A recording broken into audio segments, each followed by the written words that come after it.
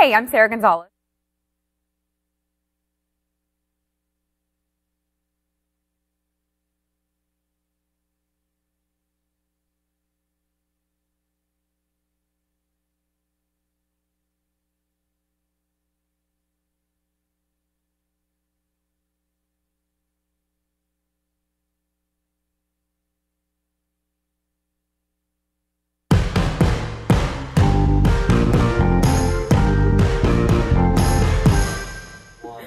Hi, I'm Sarah Gonzalez. Welcome to the news and why it matters. Hello, Glenn. How are you? I'm great. How are you? How was your weekend? Oh, I cried like a little girl at A Star Is Born. Did you? Oh, it's sad. If we have time today, I have a great story about going to the movies with a row of 40-year-old women all drinking wine. It was something. It was something. No, It's like date night. So sorry. Let me know next time that happens. And Andrew Heaton, Hello. as you've just heard, is back. Comedian Andrew Heaton. Thank you. Thank you for having I love when you're here. Thank you. We always like to give you a round of Thank you, applause. studio audience. I appreciate that very much. We love when you're here because we get to roll around on the floor laughing. Fantastic. Excellent. All right. I really got to bring my A game today. Yeah, no Sober pressure. up. All right. Okay, yeah, please. All right, Glenn, what was the top story? Top story today, I think, has to be just the insanity of the mayor of Portland. I don't know what's happening in Portland. Yeah. Probably building a monorail. It's true. Elizabeth Warren has proved something about her Native American heritage. I'm not sure exactly what it is, but we're going to delve into that. Okay. Pass. Andrew. No, you can't pass, Pass. Andrew. Pass. That's not how this works. Okay. Oh, okay. Well, I've actually got a media response to one of the things we're going to deal with Antifa. Okay. Perfect. All right. So, Glenn, actually, you know what? Before we get into that, What? we want Let's thank our sponsor. Please, can Should we? we do that? Can we do it would that? be oh my God. especially because it's Brick House. Yes. Oh, can I pass? Is No. No, you I don't. like You this can't new pass on rule. this Everyone part. who takes Okay. that. You can pass on Everyone the who other takes part. Brick House. Yeah, I like Brick House a lot. Dawn to Dusk. From dawn to dusk. Yes, very solid. Lifesaver. Yeah, I mean, these are long days sometimes, and Glenn's very boring in meetings. You need energy to kind of stay awake, stay focused. See now, Andrew, on the road as a comedian, you probably use cocaine, but here we try to. We try not. You know, I just try and get in 12 hours of sleep every day, and I'm fine. You guys should just do that. What's Are wrong you- with that? are No, the- we don't do cocaine. Are you the typical man who does not like your vegetables? I'm working on it. I'm up to like a stock of broccoli a day. So Oh wow, that's really I do good. what I can. Well, first of all, don't take this. This Okay. is not edible. It's not Right. for eating. Okay. But we'll have to try. We'll have to make you some Field of Greens, which is another Brick House. Oh, okay. I think I heard about this item. last time. Yeah. Yes, Okay. yeah. Yes, So please, any one vegetables you scoop- can give me. Yeah. Yes, one scoop is one full serving of fruits and vegetables, and it tastes good. He can vouch for it. Glenn I can vouch can. for I it. don't have scurvy. Yeah. Yeah, that's true. That's started the thinking ringing That is a endorsement great that you need. I catchphrase. am completely scurvy free. Scurvy free with With Brick House Field of Greens. Field of Greens. Sold. There you go. Oh my gosh, I can't wait for the orders to start pouring in for that because of that endorsement. Yeah. Go to brickhouseblaze.com. Use promo code GREENS for 15% off your first order, or you can text GREENS to 41411 because we live in the first world and you can just text things now. You never know when scurvy can hit. It could hit at any time. Okay. It's a great point. So here is Monday. Wow. Here is, the first time I encountered the mayor of Portland was when Antifa surrounded the FBI building, okay, in Portland. And the FBI, you don't think of the FBI having to call for help, but the FBI is like, maybe we should call 911. And so they call up 911, and the police say, okay, before we come to help, we have to check with the mayor.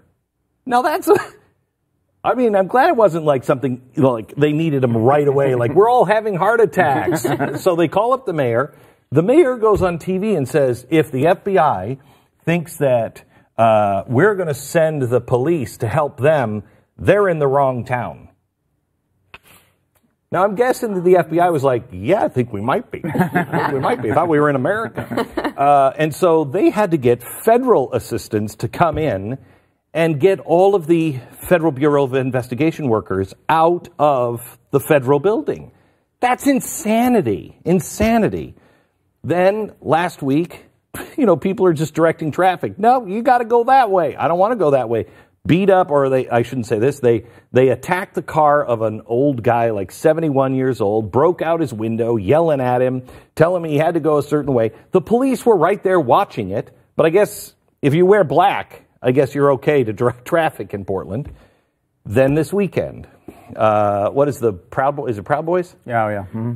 Proud Boys, which is Gavin McInnes's group, which I'm not sure if they're a comedy troupe or what, because I'm not sure Gavin is brilliant improv, right, Andy Kaufman-esque. Yes, I'm not sure about Gavin. So they show up, and it's a march for, what is it, Law and Order. Law and Order March. Law and Order March.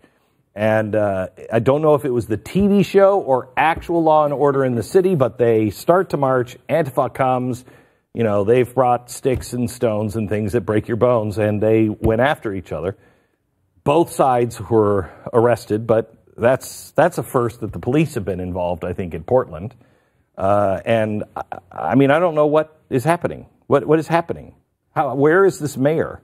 Why is this mayor not standing for the good people of Portland? Yeah, and I mean, it makes you wonder, does he not worry that he will no longer be mayor if he does not stand for the people of Portland? They don't have homes. I mean, they're doing the San Francisco treat. They're pooping on the streets. They're beating people up. They're harassing people. I'm not sure if they're all voters or not, but if Portland is choosing to stand with anarchy, I mean, I don't understand how you can have a city whose economy is based entirely on microbrewing and art. I think that's awesome that it's pulled it off. Like that would, and I like the weather's really nice. I imagine you guys have talked about Antifa previously on the show. It's probably come up. I used to be an 18-year-old boy, and were you? And I hope to be again. And what I can tell you, like young men, there's a large portion of it that just want to fight people. And if it's all the better if you've got like a righteous reason to fight people. And so I don't like the idea of disguised people determining on their own who's a Nazi they can hit in the head with a brick.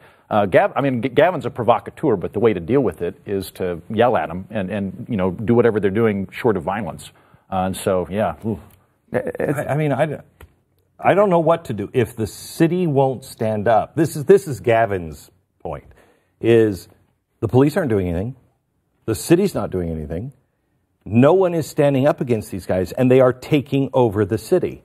I mean, you have to remember, if you know history, 1928 to 1932, 33, until the Night of Long Knives, this is the way the brown shirts handled situations in Germany. They just would take a street, and if you didn't give the Nazi salute, they would beat you to within an inch of your life right on the street in the crowd so everybody saw it. That's how everybody gave the Hitler salute. There were only 30% of the population of Germany were Nazis. How did you get everybody to do it? Because they were afraid of the brown shirts. And Hitler used them to create chaos until he seized power. And then he finally became the Fuhrer because of the Night of Long Knives. He killed all of those guys. He let everybody be terrified of the brown shirts. And then at the last minute, he killed all of them in one night, and then he got on the radio and he said, I know I've broken the Constitution and I've done something illegal, but these people were out of control and I had to do something. And I will go to jail if that's what the good people of Germany want. And instead, they made him Fuhrer. Yeah, I mean, it's interesting to watch this just strategically for a minute. I mean, I think on these issues between Antifa and Gavin McInnes, I'm going to side with Gavin McInnes on most of these issues, whatever they are. The approach, we've talked about so many times, there's this opportunity, I think, to go to the American people and say, here, A/B test. You've got Antifa who are in the streets, they're pushing people around, they're not letting people turn their cars where they want to, they're throwing rocks through windows, they're throwing, Molotov cocktails at businesses. Like, I don't want necessarily a group that matches that. I don't want someone on the other side of that. I want someone doing the exact opposite of that. And I think the American people, given the choice between that violent Antifa nonsense and a more sensible, rational approach, are going to choose the rational approach. And I think that when we get in the middle of that, even when I think, because they will argue they're defending themselves, right? They're putting themselves in these positions, but they're defending themselves. And I think that's obviously you have the right to do that. But I think, you look at who was tweeting about the Proud Boys this weekend, all these big reporters from the New York Times and the Washington Post, they're all saying, like, look at the violence caused by this group. And they're trying to make the same arguments we've been making about Antifa about this group and saying, oh, it's equal and both sides are crazy. Well, that's not true. So this is where Martin Luther King and Malcolm X split. Martin Luther King said, when you have good versus evil and they're side by side, the American people always pick good. And that's why, I mean, we've talked to Elvita, who went to jail for overnight, and her dad left her there, and because she was just helping a friend up, another girl who had been hit in the head. She broke ranks and was just trying to help her. She was arrested because of the girl and the scuffle there. She was just brought into it, and her father said, "What part of nonviolence and don't break ranks don't you understand?" And she's like, "Dad, I was helping." He said, "We don't break ranks. We let them hit us. We let them club us. We let them beat us. We don't break ranks." And that is what won the civil rights movement. This is not Martin Luther King. This is Malcolm X. And it won't work. Yeah. It won't work because people won't want to be a part of either Antifa or the Proud Boys. And I do think, I mean, to that point, you know, we've seen after all of the, you know, Supreme Court circus was done, the polling showed that Americans are rejecting this fringe left, this far left idea that, you know, we can take over everything with no due process and no rights and everything like that. So it seems odd that Portland would be going this direction. May I play a clip of how I think is a better way to handle groups that you strongly disagree with? So this is going to be this is a KKK march. I don't remember where or when it happened, but you'll see exactly how it was undermined. And I think it's a much better way of doing things than violence. That is a man with a tuba following the KKK around, playing tuba, and it's real hard to take them seriously. They're not scary to me at all in this context. They look like a bunch of losers, which is what they are. And like that tuba, I think, does so much more in terms of elevating you, the tubist, because you're not hurting anybody, but at the same time you're also undermining them. So I think but if they come after you, you're not quick on your feet either. You do have a giant. That's true. Between you and the piccolo player, the piccolo player is going to be the one that gets away. Right. Do you play tuba? No, that's another thing I intend to pick up in addition to broccoli. Is I'm going to get good at vegetables than tubas. Yeah. I was going to say it would be interesting. We could like do a News and Why It Matters in Portland and have test this tuba. If we had somebody, if you could play the Oscar Mayer Wiener song on tuba, that is, I think that's good. I didn't recognize that particular song. Did you? I think it was just the. It did make them sound very dopey. They all kind of sound the same. Tuba is not the most versatile instrument. It kind of just does that, and it's usually not used. It's usually not used as a solo instrument. No, I don't agree. All right, I do want to get into Elizabeth Warren, but let's go ahead and take a break before we get into that. Back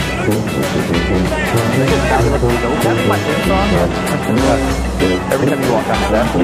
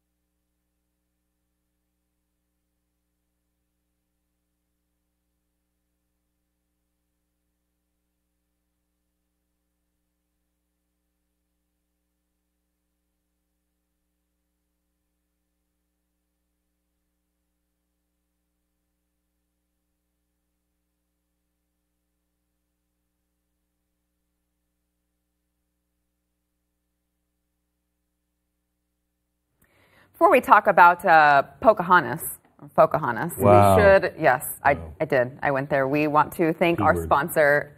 Yes. Oh, the P word. P word, yeah. Pocahontas. Yeah, I hope we got that censored in time for television. Want to thank our sponsor, iTarget Pro. Andrew, I don't know if you've ever been here when we've talked about iTarget Pro. Am I the target audience for all this stuff? Well, you're new, so I want to. Yeah, I want to tell you about it. Okay. Do you shoot? Are you a gun guy? Are you a gun guy? Oh, I wasn't sure we were talking about heroin or we're talking about movies.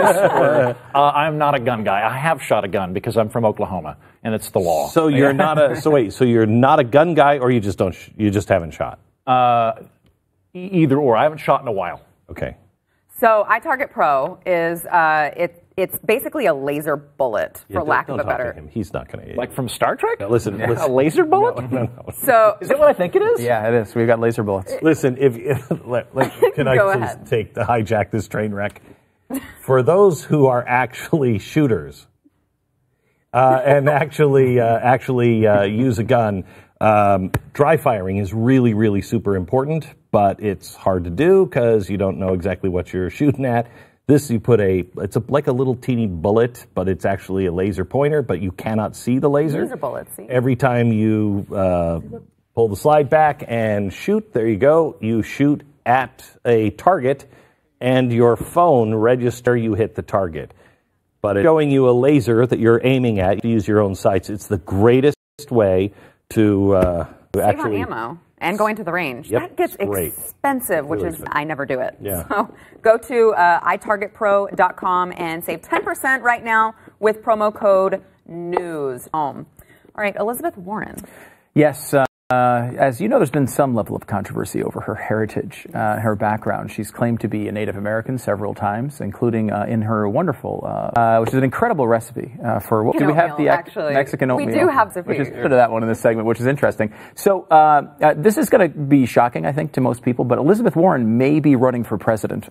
She may be considering this idea. So she's come out. She realizes this has been kind of chasing her around. There's no real evidence of her having any Native American heritage, though she's claimed it several times. Well, I thought that was all the evidence that we as women needed. Right, was yes. to Just say something was true. Automatically believed. Right. So she's trying to get out ahead of this because we know we're a few weeks away from this election. Once this election comes, there's going to be just a stampede towards running for 2020 as the Democrats. They expect maybe as many as 25 different Democrats to be running for president. This is going to be, we thought like 2016 was insane. This is going to be insane. Michael Avenatti is definitely winning. We all know that, right? I love that. So I really want him to be the nominee. Right, That will confirm we're living in a sitcom. Yes, I think that, for entertainment purposes, potentially. But so Elizabeth Warren is going to have this issue because she knows it's going to kind of, follow her around and has kind of, you get the truth about her heritage. She did a DNA study. She's talking about her relatives from Oklahoma. Okay, we have this video. We don't have a clip of the video? Yeah, no, we have a clip of her. Okay, my mom and dad are very much in love with each other, and my father's parents said, absolutely not. You can't marry her because she's Cherokee, she's part Delaware. And after fighting as long as they could, my parents went off, they eloped. It sounds a nice story, but she's part Cherokee. And so, look, I don't... Delaware. In part Delaware. Like, I don't care what your background is. Like, I don't see why that's important. Only in an identity politics world is that important. I really don't care. But it's interesting that if you're going to live that world, you shouldn't be lying about it. So she's decided to come out with a DNA test. The results came out, and she was basically bragging about it, saying, see, I was right. I am part Cherokee. What they found is she was initially reported she was 1/32nd Native American. That was the initial report. When you looked a little bit deeper, it said somewhere between 1/32nd and 1/512th a Native American. A little bit of a... Then the Boston Globe came out and said, oops, we made a math error. It's actually between 1/64th and 1,024th. Okay? Anywhere in there. Yeah, anywhere in there. Now, what's fascinating about this is when you actually, and I'm sure like 3 people in the universe actually read the full Boston Globe article, but you found some really interesting things. What they believe is it's like a great-great-great-great-great-grandmother was